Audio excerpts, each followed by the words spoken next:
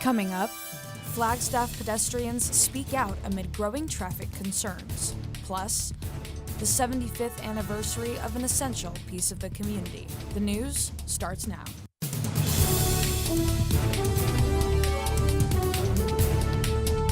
You're watching NAZ Today, Northern Arizona's local news.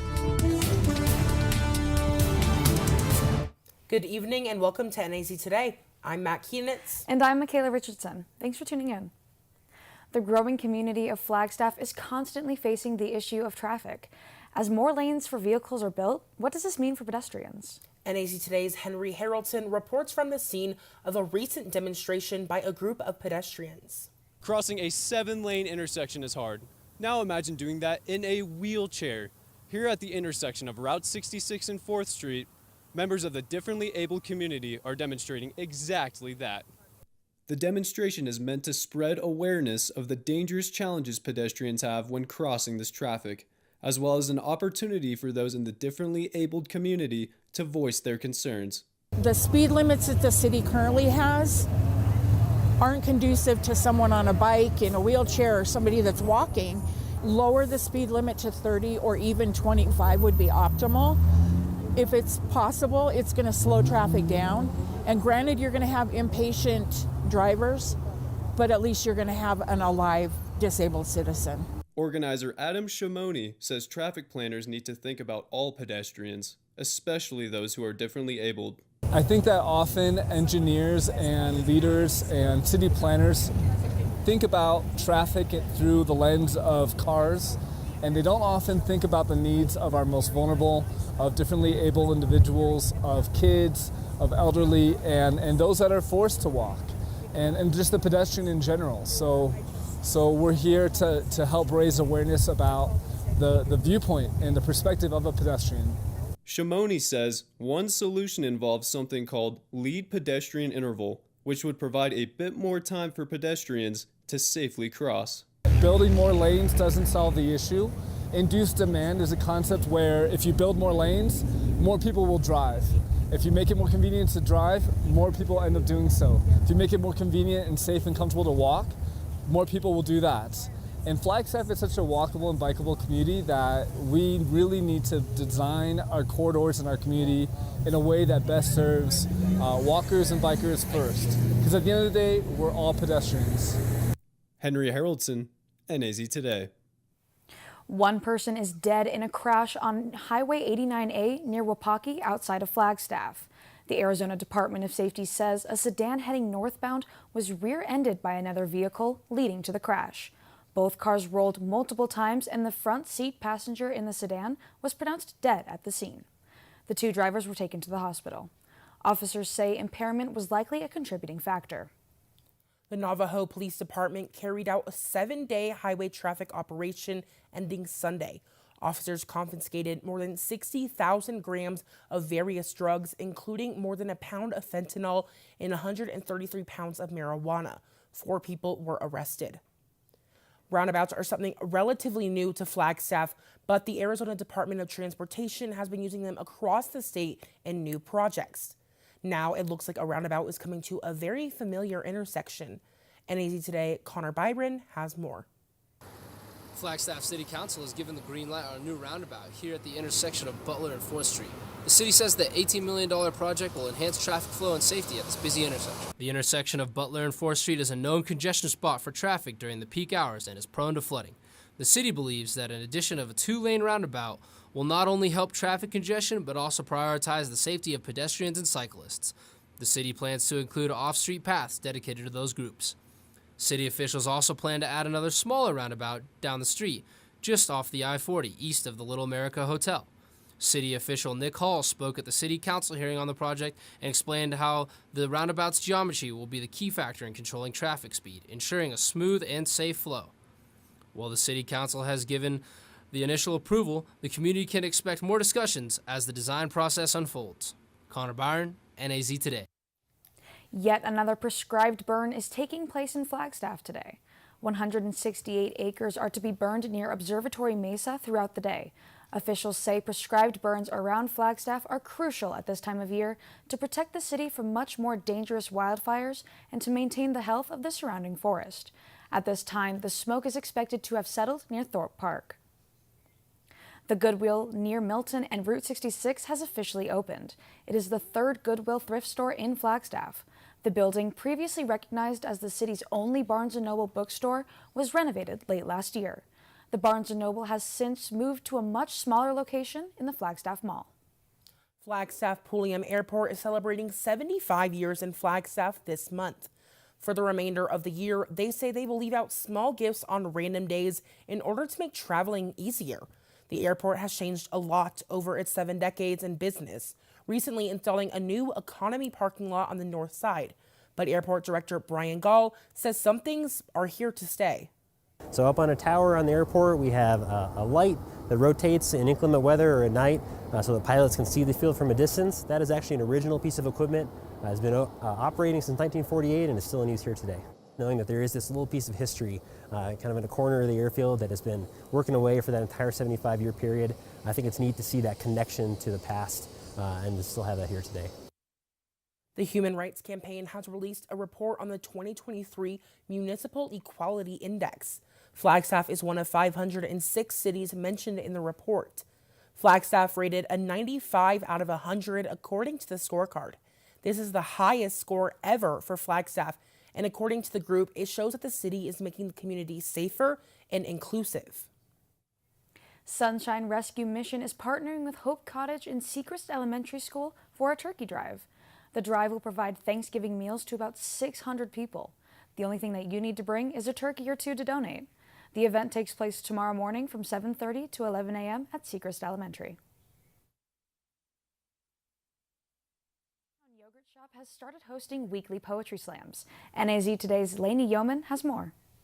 There are plenty of shops in downtown Flagstaff. One of the newest ones, Yo-Garrett, brings together the community for frozen yogurt, poetry, and delicious topping. So Flagstaff Poetry Slam has been an event in Flagstaff since the year 2000.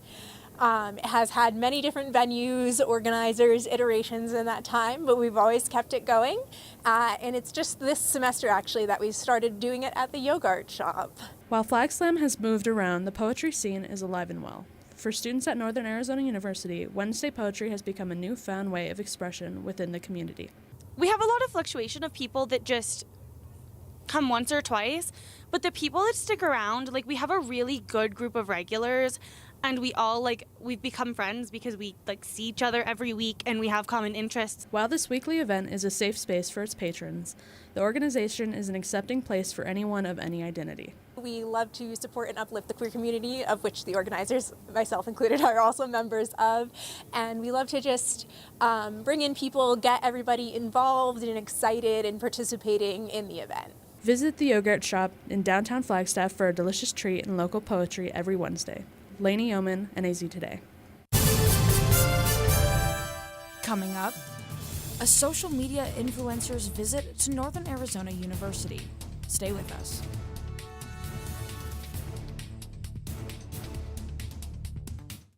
Evening, folks. Liam Combs here. I'm going to be your student forecaster for this beautiful Wednesday night. As we move into the later hours of this evening, we are going to see some showers most likely, and then moving on into this weekend, we just might see some snow up on those San Francisco peaks. Stick around for more weather later in the broadcast, and I'll let you know about that snow. Well, Thomas, you've got pre-diabetes, but with more exercise and a change in diet, it can be reversed. I've tried exercising. It just makes me hungry for bacon. I love bacon, too. And who really likes to exercise? Not me. Me neither. Nobody. So we're good? What? Oh, you still have pre-diabetes. Big time. Hey, can you chop the pineapple? Chop the pineapple. Nope. I'm high. How about I wash off the grapes? Yes. Okay. You're already making good decisions when you're high. I want tacos. Will you drive? I'm a little toasty.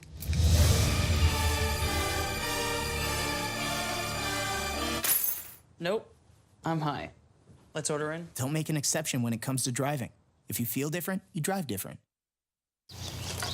You know what, guys? There's a lot of tree branches and dry brush over here. We should probably move the bonfire over there.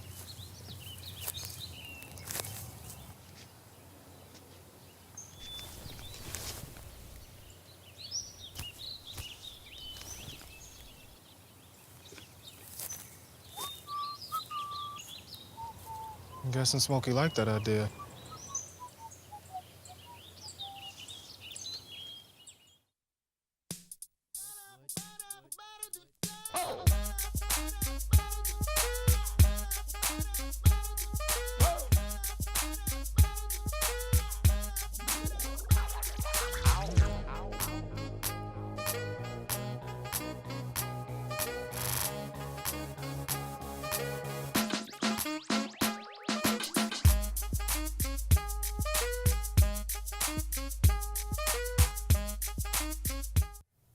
You've probably heard the term influencer and maybe wondered if such people really exist. Well, they do. People do make a living using their social media influence.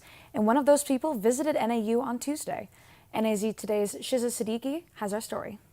Maya Morello is visiting Northern Arizona University to give a presentation on content creation and provide insight into the industry. Maya is a popular Latina influencer who breaks barriers and continues to set trends and inspire future content creators. In an interview with NAZ Today, Morello says she is inspired by people who have a strong work ethic. Probably like my mom, for sure, because she's also an influencer and an artist and an author, and I think her work ethic is something that I admire so much. While influencing may seem like an easy job, there are a lot of difficulties that come with the profession. As far as obstacles, it's just been kind of like riding the wave of the internet, of whatever politically is happening, socially. You know, what I do is so synced with life. Because I feel like I am documenting my life constantly. So whatever obstacle I am going through, I usually will take a moment to turn it into like a piece of content. Morello has been an influencer since she was only 16 years old, starting out by making short videos of her playing the ukulele. Since that time, she has seen a lot of changes. So I think it's more acceptable now, and it's definitely more accessible.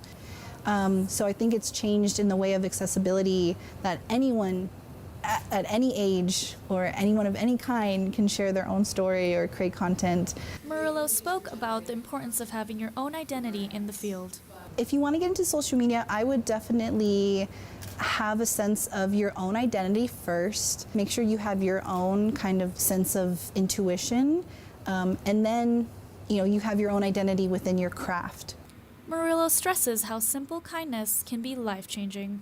I think it's very important to practice kindness because you never know where people are going to go. Kindness and being humble is a huge thing within like the influencer world. Anywhere you should just be kind. The School of Communication plans to keep bringing in more social media influencers. Shiza Siddiqui, NAZ Today.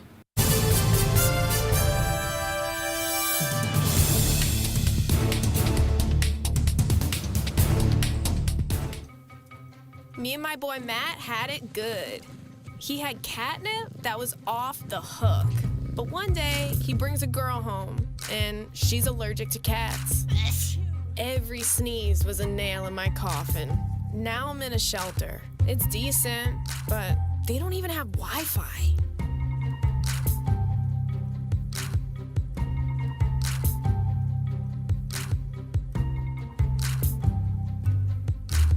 Hey Bobo, do trees tell each other stories? I'm sorry, I'm afraid I don't know that. Hey, why don't we go find out? Listen. Can birds draw pictures? I don't have an answer for that. Dad, do stars visit their friends? Look!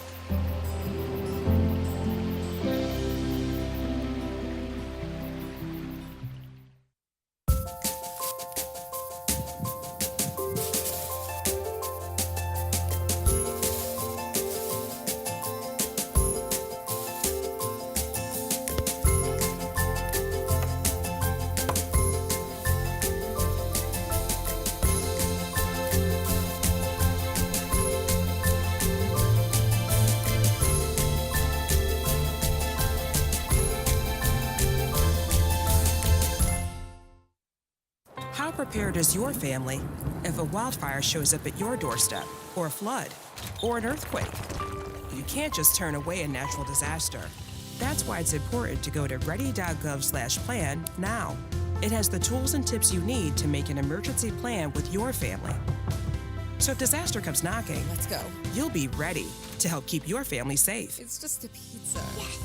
Make a plan today.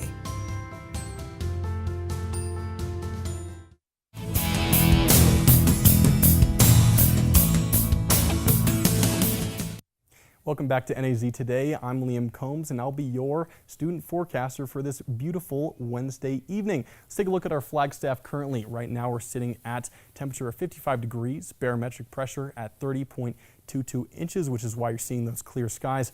Wind speed sitting at southwest, 8 miles an hour. And let's take a look at our current satellite. As you can see here, this cloud coverage is moving into the northeastern parts of the state. That southwest and northwest areas of the state are pretty much covered with clouds, but in Flagstaff, we're looking pretty clear skies right now. High temperatures for today, 63 degrees, low of 41 in Flagstaff. Those averages, 52 and 23, and a little bit different than our record. In 2016, it was 72 degrees and a low of 2 degrees in 1985. Must have been a very cold November, got to tell you that.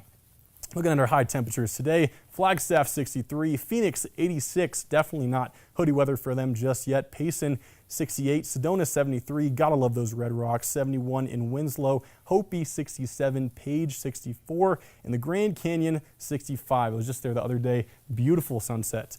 Looking at coming back to Flagstaff, taking a look at our forecast low, 41 degrees, chances of precipitation at 70 degrees, and that sunset was at 5:22 p.m. and it was beautiful today. Tomorrow we're looking at a forecast high of 59 degrees and precipitation's chance of showers at 40%, and as we're moving into the weekend, that's going to rise. We're looking at a sunrise at 7:01 a.m. for you early birds, and for you night owls like me, sunset's going to be at 5:21, so I'll be there for that one for sure.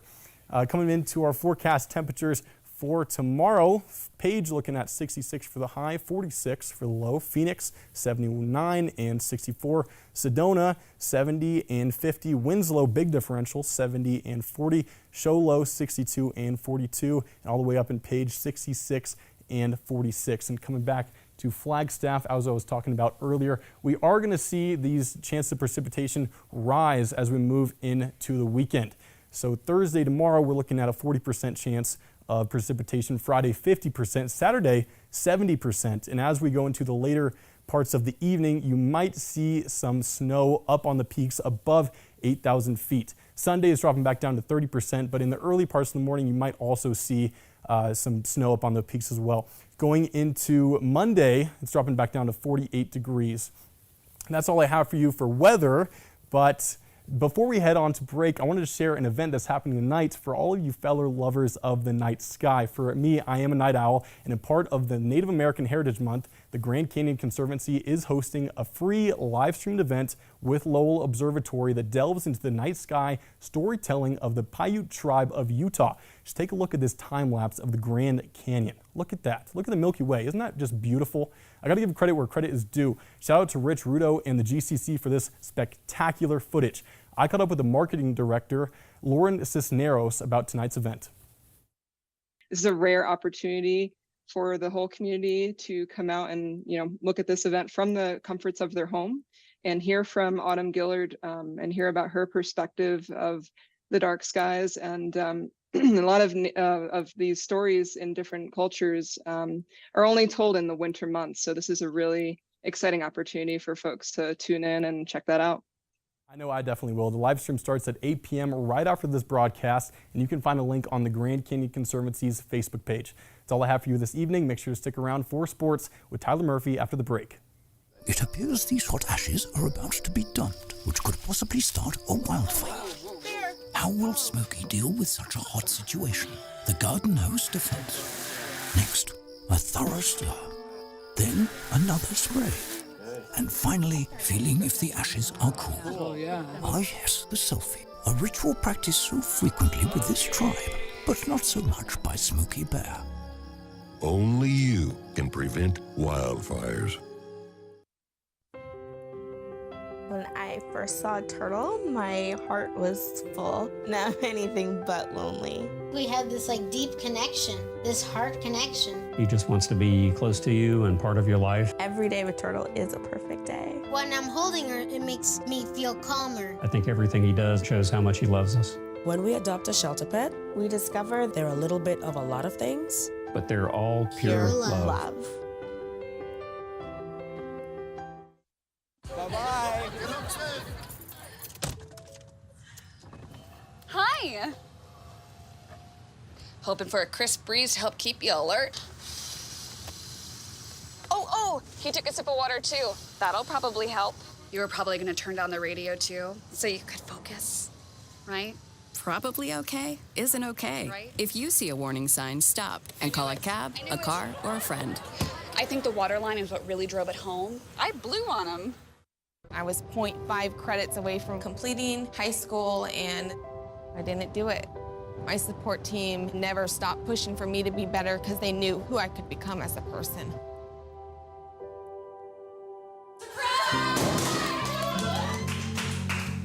I've been given an opportunity, and I'm just thankful for it. Find free adult education classes near you at finishyourdiploma.org.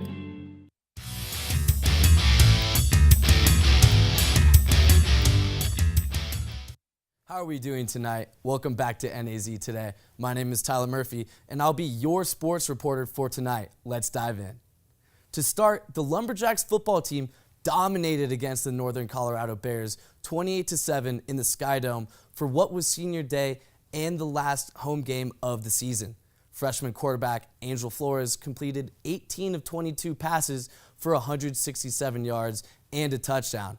But Xander Warner threw the first touchdown for the Lumberjacks in 1 minute and 19 seconds into the game, which started the ignition of points for the Lumberjacks. Head coach Chris Ball was emotional after because some of the seniors leaving have been at NAU as long as he has. Listen here. Both these guys are tremendous leaders, and yes, you don't replace them. You don't replace these two, and these guys have been through a lot. I'm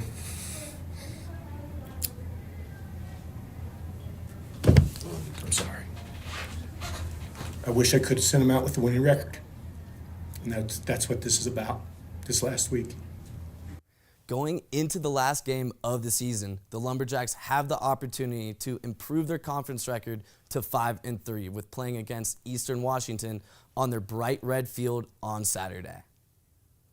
With news of on the rink, the NAU Ice Jacks are getting the call up to Division I next season, along with 3 other teams making the jump. The Western Collegiate Hockey League announced that San Diego State University and Northern Arizona University have been admitted as members of the WCHL. Beginning the 2024 and 2025 season, all WCHL teams are expected to play a 20-game regular season conference schedule. The Ice Jacks are looking to be back on campus and play with a new ice rink in the Fieldhouse. Switching to high school sports, I was able to meet the 2-time head coach Tyrone Johnson for Flagstaff. Check it out. Fresh off a girls basketball state championship, Johnson teamed up with assistant girls soccer coach Chris Barquin to coach the new girls flag football team this fall. It was important to be an example as a coach myself to show that, hey, A, I support multi-sport athletes, and 2, I'm going to go out and show you by coaching another sport. And plus, it gets me back into something I haven't done in years, and it's just fun. It's a different way to challenge me. Johnson was also a multi-sport athlete back in high school, playing football and basketball at Flag High in the early 90s. He says another sport only improves an athlete's skills. Those that typically didn't do anything, they didn't do volleyball, they didn't do cross country, and so now this was a sport that they can come, they can run, they can kind of get in shape for their main sport in the winter. Johnson, who works full-time for the city of Flagstaff and also does real estate on the side, gives credit to his family and inner circle for their support of his passions. As far as coaching, just my family and everybody that's supportive. Tyler Murphy, NAZ Today. Stick around for your weather recap with Liam Combs after the break. Hi, Meals on Wheels. I'm Marco. I'm a college student, and I volunteer as a driver for Meals on Wheels.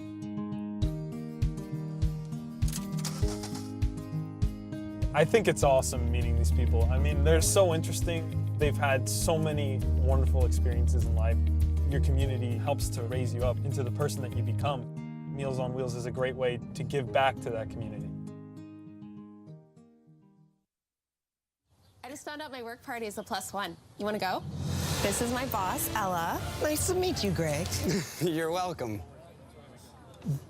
Nope, I'm high.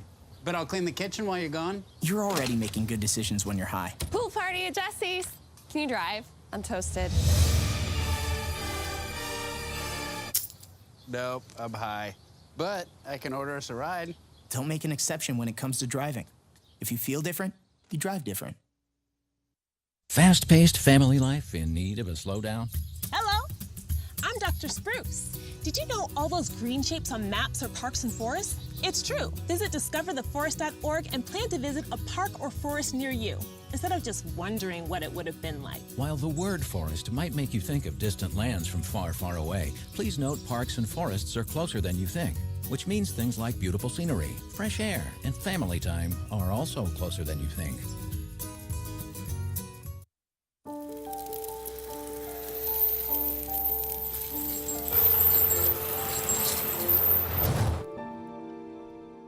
Did you know dragging chains can spark a wildfire? Only you can prevent wildfires. Staring contest. You still got it. I know. Come alive with the forest. Visit discovertheforest.org to find a forest near you. Welcome back, folks. Let's take one more look at our Flagstaff Extended for the rest of this week. Thursday, 59 for the high, 33 for the low, and moving all the way up into Sunday, we're seeing a 53 for the high and 24 for our low. Going into this weekend, we are seeing those higher chances of precipitation and dropping down Sunday. Monday, we are going to get wind gusts of around 30 miles per hour. But I did hear that with these chances of snow on the peaks, Snow Bowl is opening up. What do we know about this, Michaela? That's right, Liam. Arizona Snow Bowl, which is one of Flagstaff's biggest tourist attractions, is opening for their winter season on this Friday. Can't wait. Now, Snow Bowl started producing snow on the western side of Mount Humphrey about a month ago, and in just 2 days, they'll be ready to receive some snowboarders and skiers. Tyler, what are your thoughts on the Snow Bowl opening? Well, I'm personally really excited, and you'll see me on the mountain as one of those snowboarders for sure. Now that's all we have for you guys tonight. Next week, we will have a different show schedule, so make sure you tune in Tuesday night at 6 p.m. See you then.